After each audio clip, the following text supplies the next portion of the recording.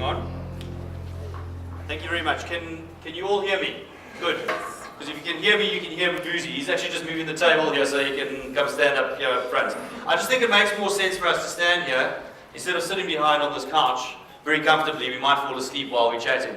But just so that everybody can see us, and it's a flat floor, it makes it a lot easier. So I do apologize if we've disrupted the format, etc.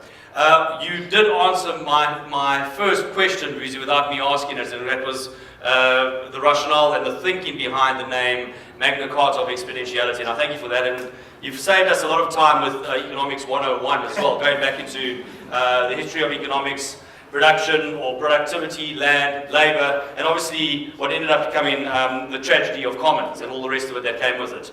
And that, for all of you, was your economic lecture for the evening. So if you didn't sign up to it, then you just got it for free. But what is very, very interesting as well is this reference to the inequalities in the world today.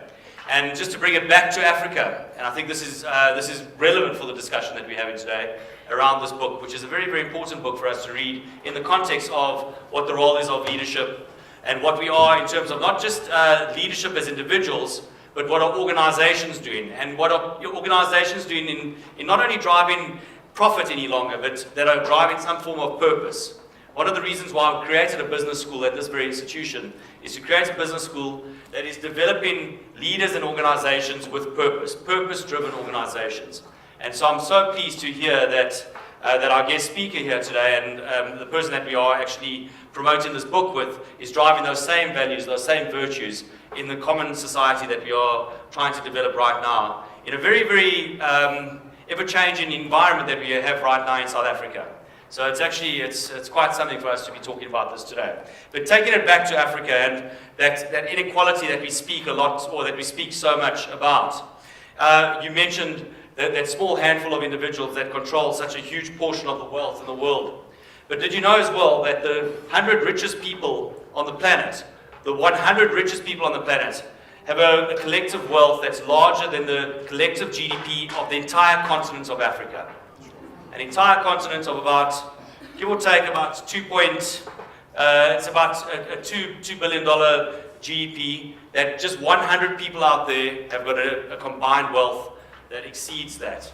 That is quite something. And then getting to the youth and how perhaps through this fourth industrial revolution, I'm sure you've heard this from a certain vice chancellor that promotes this quite frequently, the fourth industrial era.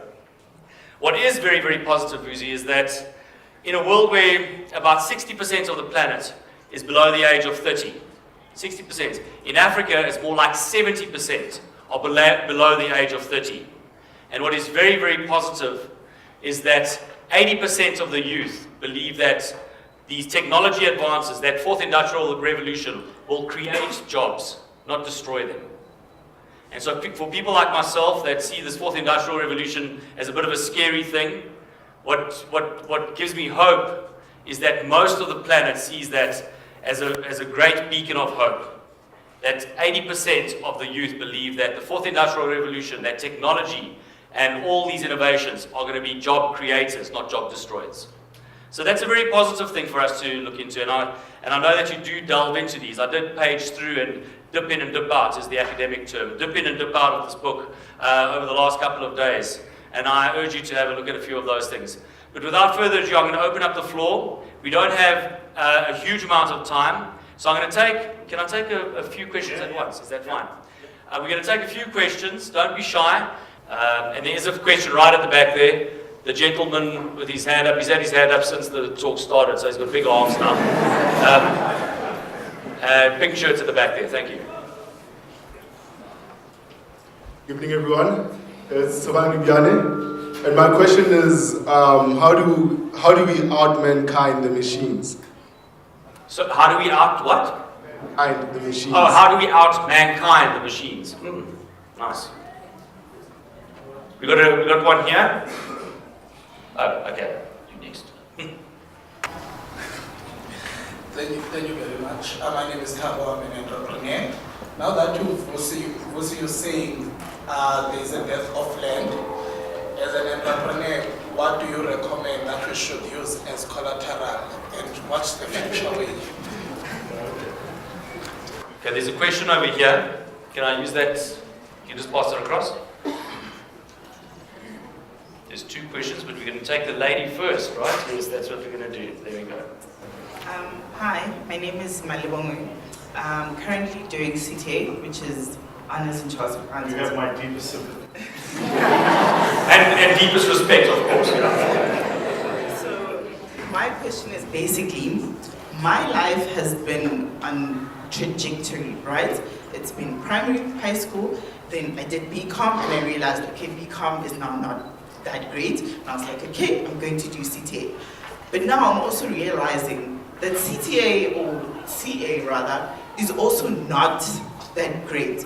How do I change this mentality and, you know, become, let's say become, or even, I've always thought of myself as a manager, right? I've always never thought I would be a good entrepreneur. How do I now change and kind of see the world differently in becoming an entrepreneur? So with your permission, let me answer this. Yeah, that's what I remember. I was about to say now, because Vusi's going to be challenged there. I'll start sort of with the first one, and I think I answered the question in the talk, but I think, so how do we out mankind the machine? Is actually very simple. We've got to start teaching kids differently. And we've got to start teaching kids different things. I'll give you an example. So the other day, it was raining. It was quite cold as well. And my son ran down the stairs, and he was glistening with Vaseline. So I want you to picture, this guy is 7 years old, you know, skinny, runs down the stairs, and he's glistening with Vaseline. Wearing a Speedo, he's carrying a towel. It's just been raining, it's cold outside. I know where he's going. Where's he going? He wants to swim, right? Because, you know, when I grew up, I went to a place, paid 2 rand to swim. Now he can just swim. Thank you, ANC. It's a joke. I feel like there's like 0 sense of humor.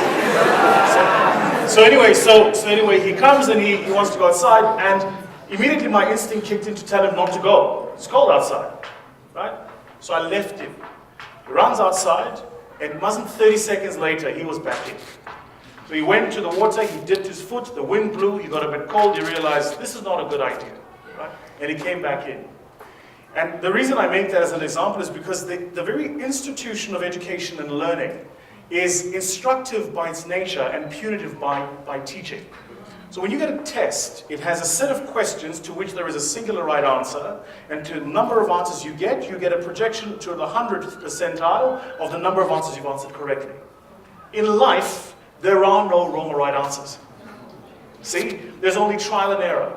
And so a part of how we out mankind machines is you've got to allow human beings to be creative again. See, how can you tell Pablo Picasso that he scored 40% on a test? You can't. It's art. It's expressive. It's about expression and interpretation. So the very shift we need to make is a shift that moves us from rote learners of information, which is kind of going to plug me onto where you're at. So I'm going to jump now. Watch the segue. So what we're doing is we're teaching kids to knowledge, information, acquire, retain, regurgitate. No, that's not how it works now. Now it's about knowledge, information, interpret, internalize, keep. That's it. For what purpose? I don't know. For when? I don't know. But I know I'm going to need it at some point. I think it was Steve Jobs that said you can only connect the dots looking backwards. Right? So what you've got to do is this trajectory is because you're trying to fire somewhere. Stop trying to fire. Just be. I see this with a lot with young people. You guys are incredibly restless. Calm down. There's no race, guys. There is no race. The race is an illusion. It's lies and confusion. There is no race. Just be in the moment. And in the moment, there is a learning, there is an acquisition of information, there is knowledge, there is friendships, there is love. Just be in the moment. And when the time is right, the moments will culminate into a broader space where you'll find purpose. But stop trying to project this thing. Is that fair?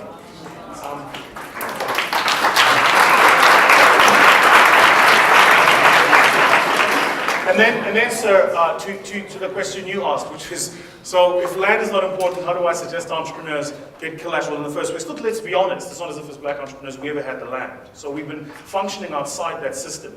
But I tweeted something today which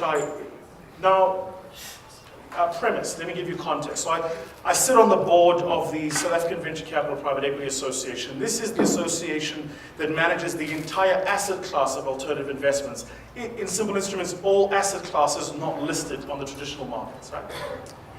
And I notice, as we're having conversations on the board about how do we bring more black players into the space where we operate, of private equity and venture capital, that the real problem isn't market participants.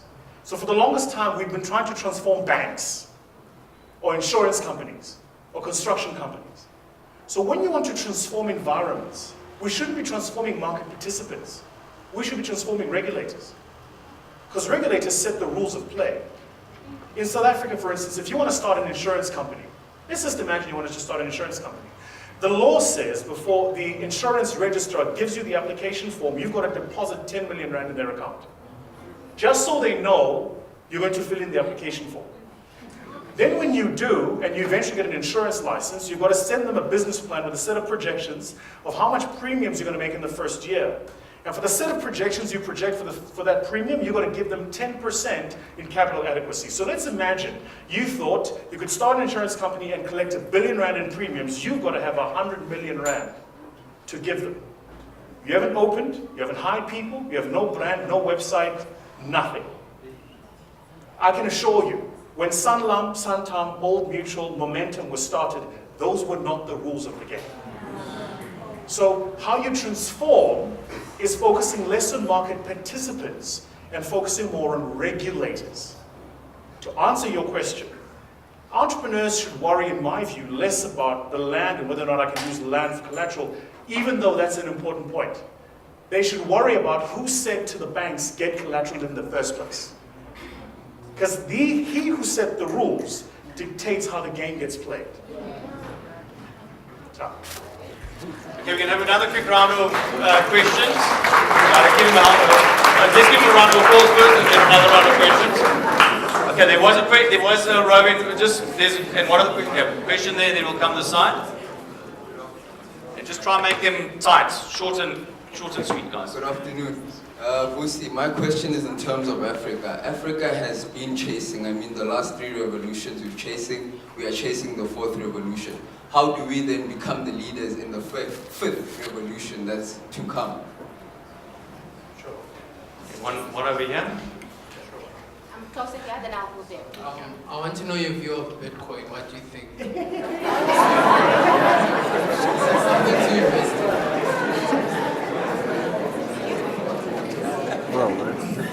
Okay, so in the 1st industrial revolution, Bitcoin, all the disruptions, We must get a lady. Good afternoon, guys. Is the mic working? I just want to shake Vusi's hand. He's been a legend.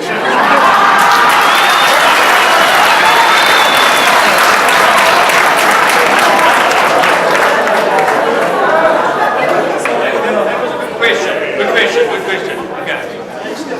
I actually have a question. That was just a comic relief. I've been following Vusi for some time now, and I just appreciate his work.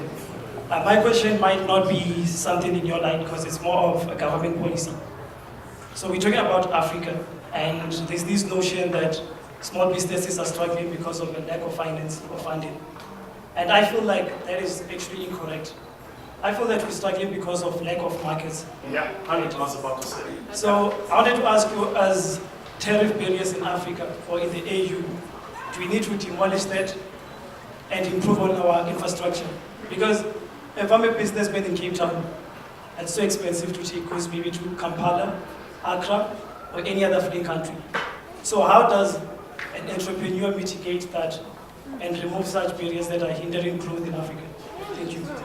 Okay, one quick one over here from the lady over here. Thank you.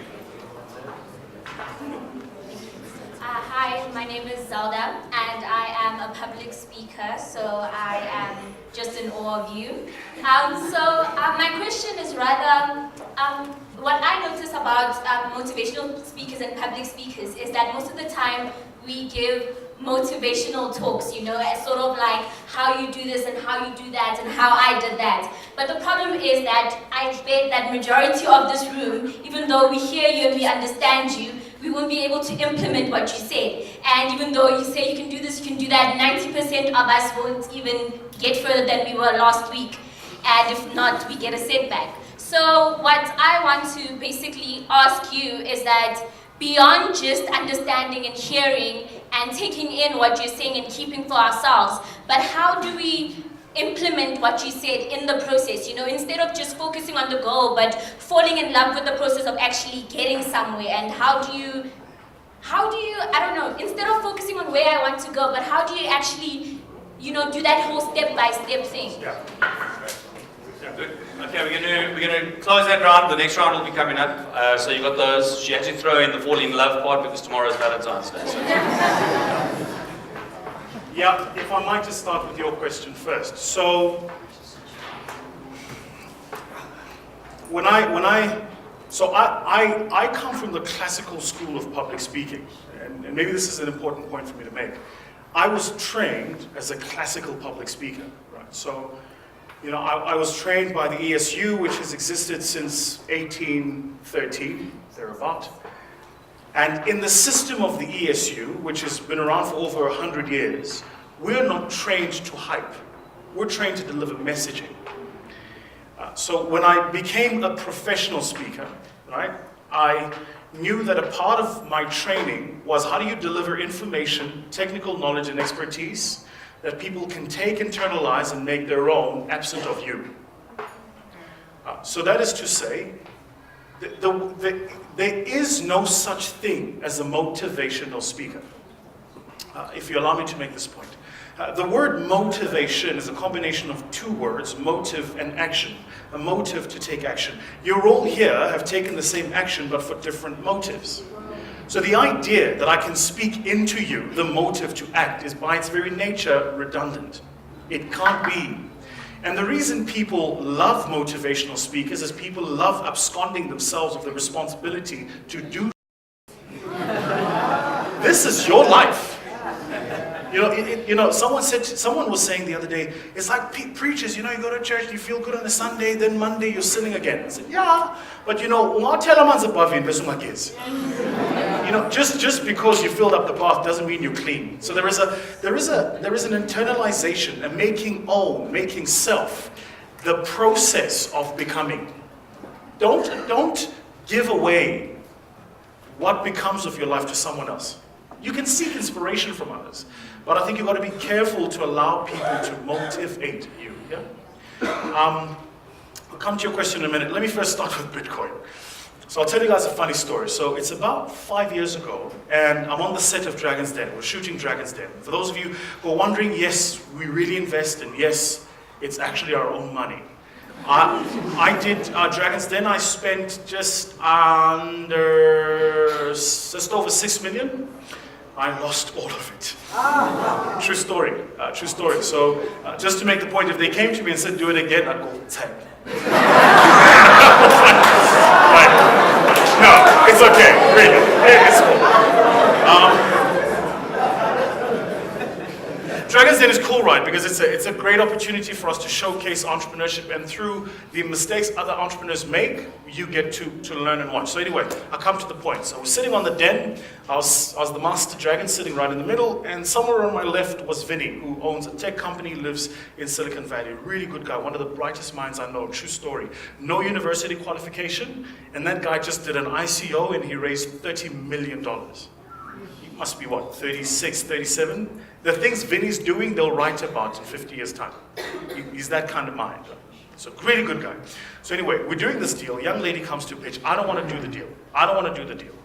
But the dragons know the deal's not going to work out. We all know we're going to put money in, but we're going to put money in because the young lady, by the way, we funded now works for an ad agency. I think she works for TBWA. But she now works for an ad agency. So we're going to put money in, and she's going to try this thing, but you can tell from the beginning it's going to fail. We just know it's going to fail. Now, my mother and Sakura used to say, a fool and his money are soon parted. So I'm not about to do this deal. Anyway, Vinny agrees, Gil agrees, Lebu agrees, Olu agrees. Now left is me. And I know this is not going to look good on TV. And by the way, I was already not liked on the show, so I was like, jeez. So anyway, so we're sitting, and Vinny goes, come on, Vusi, do the deal, come on. It was 500,000 rand. I want to just put the 500,000 5 ways. Like, oh, it's 100,000. Anyway, okay, cool, I'll do the deal. So I'll do the deal. Afterwards, Vinny and I at the makeup room, and I go, you made me do this bloody deal. I don't want to do this deal. He says, yeah, we'll just write off the 100,000 to school fees. School fees, chief. Where I'm from, that's a lot of money. So he said to me, this is 5 years ago. He says to me, I'll tell you what, I'll get you one back. Buy some Bitcoin. Now, none of you at the time knew Bitcoin. People were still running around thinking Forex is an asset class. It isn't, by the way. So anyway, so he says, buy some Bitcoin. What's this Bitcoin thing? He says, doesn't matter what it is, just buy it. I take a couple of money, I convert them into dollars, and I buy some Bitcoin. I won't tell you how much. I spent a system just over 250. Just over like $500,000. I buy some Bitcoin.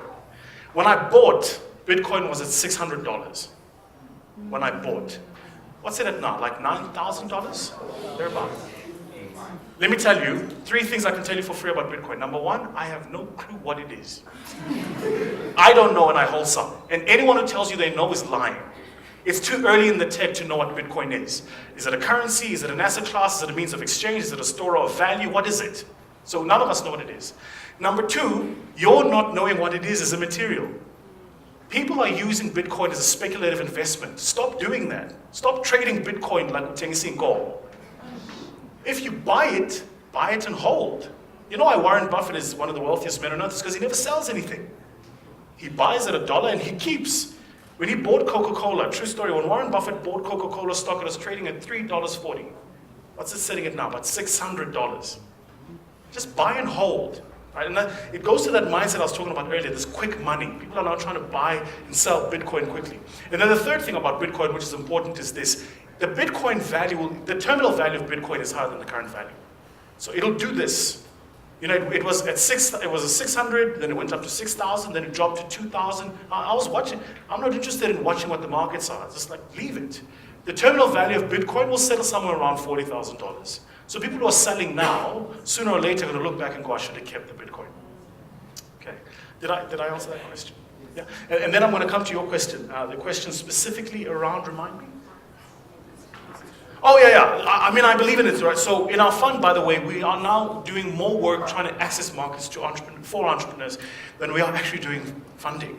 So we're talking to a lot of the multinationals in retail, in wholesale, in agriculture, in manufacturing to try and get entrepreneurs in. I mean, it's almost as if you were at the lecture that I delivered last year where I spoke specifically about the barriers we face by placing exchange barriers and exchange controls for goods that entrepreneurs want to make. Because I can only sell so many Ndebele prints here, but I promise you I can sell a lot of them in, I don't know, Kampala or Entebbe or any of those areas, right? What we have to realize, and this is the fault with entrepreneurs, is entrepreneurs are not well organized. As a result, entrepreneurs always receive legislation. We don't drive legislation. Big business organizes under BUSA and business leadership. Black managers organize under the management forum.